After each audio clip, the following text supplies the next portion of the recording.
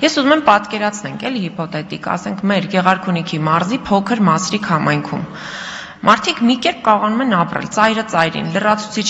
բազմաթիվ խնդիրներ ունեն, սոցիալական, էլ չասեմ գյուղատնտեսական, բոլոր իրենց խնդիրների հետ զուգահեռ։ Հիմա մարդիկ պիտի նստեն հայտարարագիր լրացնեն, որ պետությունը հասկանա, թե մի պարկ ավել կարտոֆիլը երբ վաճառվեց, ոնց վաճառվեց,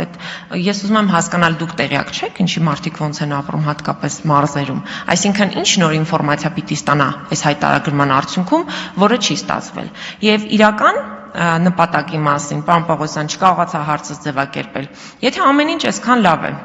եթե ամեն ինչ իսկապես գնում է նրան, որ հայտարարագիր լրացնելը բխում է քաղաքացու շահից միայն, բայց ինչի եք բոնուս առաջարկում։ Դե թող մարդիկ իրենց քաղաքացիական պատասխանատվությունը կիրառեն եւ քաղաքացիական պատասխանատվությամբ մոտենան։ Թե չէ ասում եք եկեք հայտարարագիր լրացրեք, շահեք, հայտարարագիր լրացրեք, Արման Եղանյանն էլ ասում է ավելի շատ շահ են նրանք, ովքեր որ արդեն լրացրել են։ Բայց եթե իրենց համար արվում է ամեն ինչ, ինչի եք կաշառք առաջարկում պետության մակարդակով։